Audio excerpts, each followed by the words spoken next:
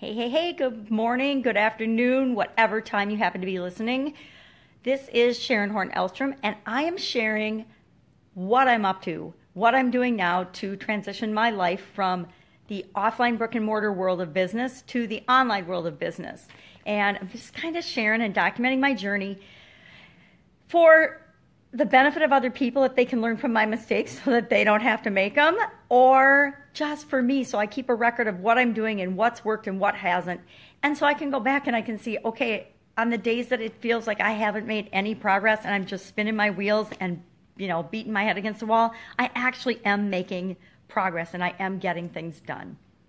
So I think I've mentioned I'm struggling significantly with trying to do a live screen share of my presentation for people with chronic pain. And I tried another couple things yesterday and still no success. So today I am back to the drawing board. I'm going to figure it out. I do not know the answer yet, but I know it's just some simple, easy thing that I am missing because other people have figured it out. Other people are doing screen sharing and live presentations online. So if they can do it, I can find a way to figure out and do it too. It's called modeling. Thank you, Tony Robbins. So I will figure it out. I do not know the answer yet, but I know I'll figure it out.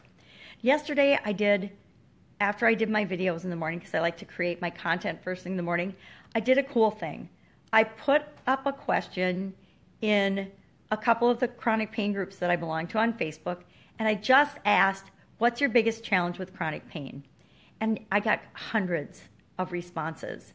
And it was an awesome exercise because I've never asked the question to the right group before. So when I would ask that question, I would get like crickets, or I would get one or two answers from my page.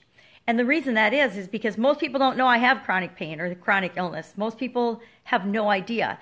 So all of the people, excuse me, in my Facebook friends group, most of them don't have chronic pain. So asking that question to that group was kind of silly and ludicrous on my part, which was a lesson learned. And when I posed the question to a group of people that it really resonated with and responded to, I got hundreds of responses. And I was surprised to see my life and my journey and my experiences with chronic pain so reflected in the answers of other people.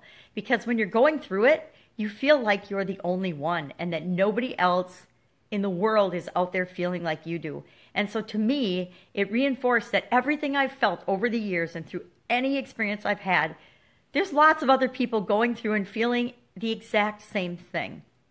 So it got me thinking about some of my experiences when I felt that way, and it will just help to make my presentation and my sharing with people that have chronic pain more powerful because it's reminding me of what I've been through as well. And it's all about storytelling and tapping into and communicating with people on a level that they really get you. And I have not been ever a very good storyteller or example sharer, especially examples from my life and my experiences. And I'm pretty old. I'm going to be 58 this week. And that means I have like a lot of experience in all different things. I used to laugh about my resume just from a work standpoint and how diverse and bizarre it is because it goes from everywhere from making ice, working in a theater, doing a rodeo, selling fireworks, running several different types of restaurants and bars and businesses and an Italian food manufacturing business, working in corporate America. It's just like this weird plethora of stuff. And how do you mix that all together to share with people who you really are? Because who am I really? I mean, most of us, men and women alike, especially business owners, wear so many different hats. Some days I'm the accountant. Some days I'm the quality inspector. Some days I am customer service. Some days I am in manufacturing helping. Some days I'm a mechanic. Some days I'm a mom. Some days I'm a realtor. Some days I'm a broker. Some days I'm a negotiator.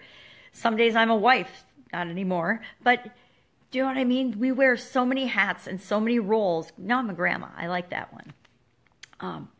And how do we then mesh those all together to communicate with other people who we are? And then underneath or on top of all of that, I have had chronic illnesses the majority of my life, but for the last 37 years full force. And and that with that chronic pain. And so that's always been an underlying theme in my life. And that's, I think, why that's risen to the top of my wanting to do a passion project around that and help other people with chronic pain. Because up until a little while ago, I still thought I was like one of the only people that just had to suck it up and stuff that down and just go with my life and do the best I could anyway.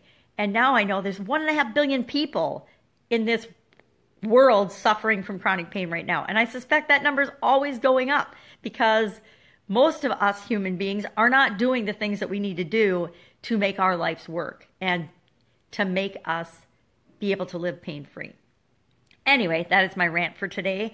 Today I'm going to figure out or continue to figure out how to do that silly willy presentation live using screen share on the computer over some sort of platform. I've got a meeting set up with a wonderful woman tomorrow who's going to help me with my podcast. I mentioned that I just launched it, and all I'm really doing is taking these lives, pulling out the audio and putting that up on my podcast. So that means I don't have any editing. I don't have any intro, no frontline music intro, or no outro and call to action. And I need to do that. I know I need to do those things, but to me, it was more important to get my podcast up and now continue to make it better and better and better than it was, because I'd been thinking about it for probably a year, a good 6 months or 8 months for sure. And I'd investigated and looked, studied and found and learned about little pieces of what needed to happen, but I never put them all together, pulled the trigger, and actually launched it. Now I launched it. It's in iTunes. It's called Pajama Grandma, and with a GRAMMA, and it's in iTunes, and it's all over the place. And as I make it better and better and better, I will promote it, and it will be even in more places. But I needed to pull the trigger and get it done. I need to get shit done and then make it better. That is probably one of my biggest lessons that I need to learn is act, improve. Plan, act, improve. Shorten my planning stage. And I think it's from my quality and my upbringing and my engineering days that the biggest emphasis in my corporate life and in my educational life was always on planning. They always said, spend 80% of your time planning, and then when you actually implement and do the doing and checking and seeing if your results are what you want, then you change and continually improve. Well, that's awesome for some things, but for other things like launching a business or launching an idea or testing an idea, waiting and never doing anything, thinking that you're going to create something that's perfect is absolutely ludicrous. It's like launching a product. If you launch a product and spend years developing a product without ever knowing if anybody's going to want it, that's ludicrous. After my cardiac arrest, I wrote a book. I wrote a book because I wanted to learn how to do it. I put it up on Amazon, and I never did anything with it. That book languishes on Amazon and on the Kindle because I wanted to learn how to do that process. But I was always too busy running my businesses to do anything with that book, promote that book, or create anything around it. And I never asked the question when I wrote the book, who is this for? Because the answer was, it was for me. It was part of my recovery from my health challenges and from chronic pain. And I created that as it was my saving strategy, actually, that got me through and has gotten me through so many things in my life. And so I turned that into a book. And since the book was only for me, guess what? I'm the only one who's probably bought it. I never check anymore because it's all on autopilot, so I don't have to do anything with it. But I suspect that I'm probably the only one that ever bought a copy of it. And that's okay because I wrote that book for me. But now what I'm trying to create and I'm sharing in my journey is I want to create things for other people. I want to create things that help people with chronic pain to frickin' reclaim their life, to take their life back and stop just barely surviving. Because I know what that feels like. I've been there. It sucks. And you just want to die. You want to curl up in a ball and die. And that is no way for anyone to live. Chronic pain, heartache, whatever, nobody should be living that way. And so I want to create whatever it is that people in chronic pain need. Number one, to take control of that pain and kill it and stop letting it control their lives. And number two, then to create the life that they want. And number three, I think, is to help them create an online automated stream of income so that they can live the life they really truly want to live and deserve. So that they can, like me, do what they want, when they want, where they want, with who they want, and they're happy and excited about their life. And yeah, they might still have bad days and flare days. Guess what? So do I. But I still get up, I still wake up, I still show up, and I'm still excited to participate in my life. So that's my little rant for today. I'm going to go get to it, and I will see you tomorrow.